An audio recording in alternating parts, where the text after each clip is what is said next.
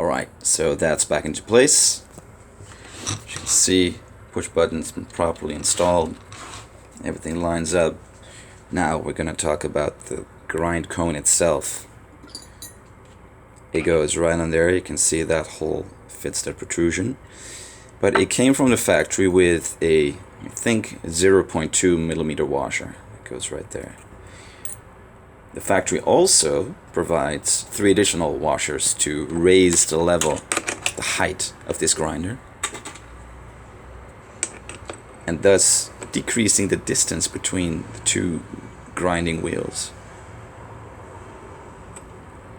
which in turn allows you to get your grist more fine. So what I did is, of the 3 other washers that are provided, being 0.2 millimeter, 0.25 and 0.3, I experimented with all 3, and I found that for me, adding the 0.25 washer gets me the best result. For espresso, usually it's in between settings number 5 and 10 with that extra washer installed. So 2 washers there. So it's tweaked to what I prefer. I get good results with my machines. Then I'm gonna install, there we go, the grind head. This little ring goes there. This goes on top.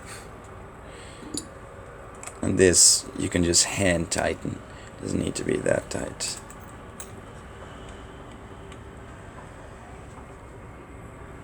Alright.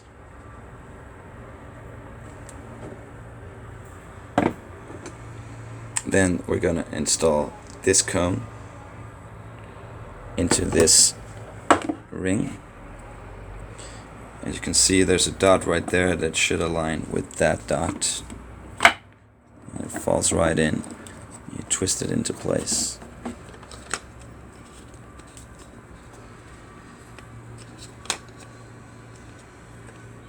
And in that position, it goes right on there.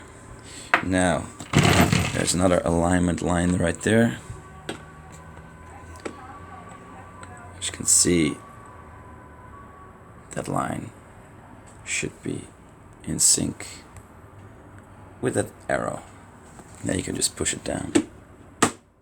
Click, twist, twist, twist, twist, twist, clockwise. And eventually, there we go.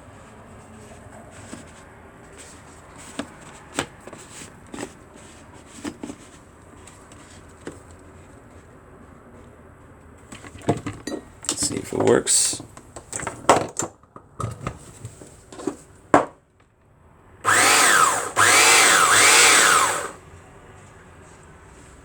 Ready for action. However, this is important. This cone head is still too high. There we go. Now it's properly installed.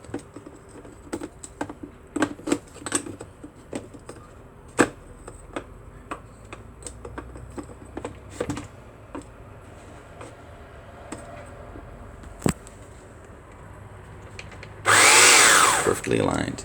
Alright, next video we're going to talk about modding the portafilter of my coffee machine to make it bottomless. See you then.